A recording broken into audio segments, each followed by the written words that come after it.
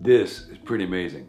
Had lunch with some friends a week or two ago, and they just gave me this. This is a coffee cup, and you set it on a little thing that I keep on my desk that's plugged in, and it actually keeps your coffee at precisely the temperature that you want to drink it in. You don't even have to have a lid for it. It can be there for hours. And I have one of those sitting at my desk next to my phone that's charging, which is next to my computer that's charging. So you might think I have enough in my life. I'm not going to tell you what it is, by the way. It's not product placement. You might, but I don't think I do. We all will live this day with a mindset. And author Anna Lemke in her book Dopamine Nation says that either you live with a mindset of plenty or a mindset of scarcity, and this will have immense implications for your life. She actually writes about this because she talks about how we are all tempted to live with untruth. We're tempted to deceive other people, and that lying is actually associated with a mindset of scarcity and truth-telling with the mindset of plenty. Here's what she writes. You might think about which mindset will you live in today, because our world will try to tell you you don't have enough, but you might want to have second thoughts about that. When the people around us are reliable and tell us the truth, including keeping promises they've made to us, we feel more confident about the world and our own future in it. We feel we can rely not just on them, but on the world to be an orderly, predictable, safe kind of place. Even in the midst of scarcity, we feel confident things will turn out okay. This is the plenty mindset. When the people around us lie and don't keep their promises, we feel less confident about the future. The world becomes a dangerous place that cannot be relied upon to be orderly, predictable, or safe. We go into competitive survival mode. It's me versus you, every person for themselves, and favor short-term gains over long-term ones, independent of actual material wealth. This is a scarcity mindset. And then she talks about a study by a neuroscientist, Warren Bickel, and they had subjects read either a narrative that described a state of plenty or a narrative that described a state of scarcity. And they found, even though these are just fictional narratives, the people that read about living in scarcity were less likely to be willing to delay gratification and more likely to insist, I must have what I want right now, than folks who had just simply read a narrative of plenty. She goes on. The question is, why do so many of us living in rich nations with abundant material resources nonetheless operate in our daily lives with a scarcity mindset? I got to be anxious. I got to be worried. I'm not going to have enough. I'm preoccupied. I cannot share. I can't be generous. I can't be relaxed. She goes on, having too much material wealth can be as bad as having too little. Dopamine overload impairs our ability to delay gratification. Social media exaggeration. Boy, my life's going great. My job, my income, my houses, my vacations. And post-truth politics, let's call it what it is, lying, amplify our sense of scarcity. The result is that even amidst plenty, we feel impoverished. And then these remarkable words. This is a psychiatrist, researcher at Stanford. Just as it is possible to have a scarcity mindset amidst plenty, it is also possible to have a plenty mindset amidst scarcity. The feeling of plenty comes from a source beyond the material world. Let me read that again. The feeling of plenty comes from a source beyond the material world. Believing in or working towards something outside ourselves, fostering a life rich in human connectedness and meaning, can function as social glue by giving us a plenty mindset. I was talking to a friend of mine, Jonathan, who works with Habitat just yesterday. He just got back from Africa. As you may know, in Kenya, there is the worst drought going on in decades. 5.4 million people are at risk of lacking access to adequate food or adequate water.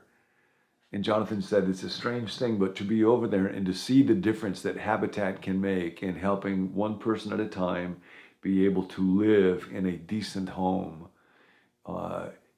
he finds can be sometimes more enriching and ennobling and simpler, even in the midst of the pain and the want, than life over here, where very often a lot of people who live in the midst of unbelievable plenty, we do it with a scarcity mindset. I don't have enough. I got to have more. I can't be generous.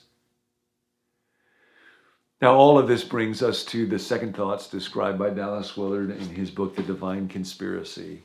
And here is the prayer for today and the thought and the invitation for this day. He's talking about how Jesus, when he was responding to the human request, would you show us how to pray? How do you, Jesus, talk to God? How should we do that in a way that actually changes how we live? And part of that prayer was, give us this day our daily bread. That little phrase, one day at a time, traces its way back to Jesus more than any other single person. And the idea is not, give me today, God, what I need tomorrow, because otherwise I'm going to be worried about tomorrow.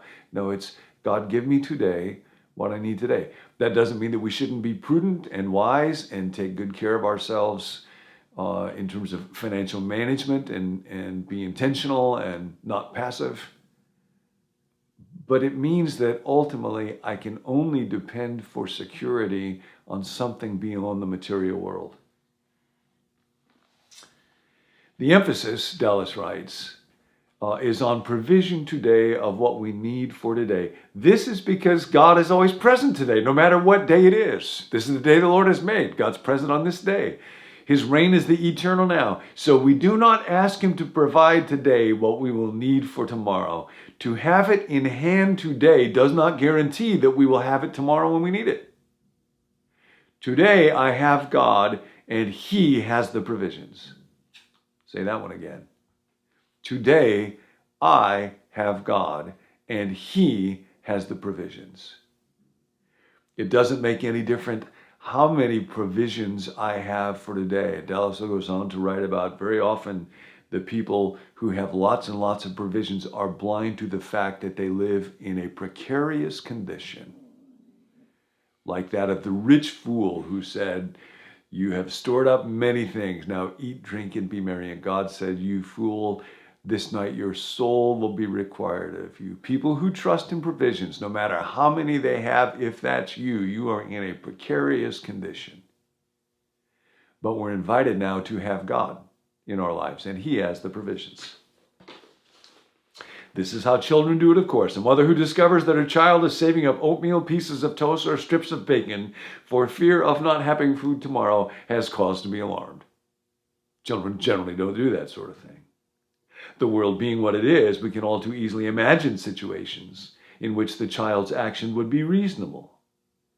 But in any normal situation, parents will be astonished and pained that the child does not trust them to provide for it day by day.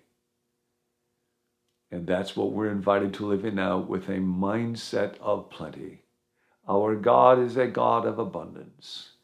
And that is true no matter what pain and deprivation we find ourselves going through. It is true materially. It's also true that God has plenty of peace to give, and meaning to give, and purpose to give, and love to give, and hope to give to you today that death itself cannot disrupt. He is a God of abundance, and so we live in that. When we accept and practice Jesus' teaching on prayer, we are entirely freed from concerns about the future. You can easily imagine what a marvelously transforming effect that has on our life and relationships with others. It's page 261. And Dallas, by the way, was someone who knew as a young child desperate poverty, not even being able to be raised in a family that would have enough provisions to care for him. He knew what it was like as a little boy to wonder, will there be oatmeal or bread or bacon someplace tomorrow? There is a Heavenly Father, and he is a God of abundance. And those of us who find ourselves in a condition of plenty are invited on second thought not to live with a mindset of scarcity. So today, live with a mindset of plenty. That's the invitation on second thought. Be generous today. Maybe if you have breakfast with someone, buy breakfast for them.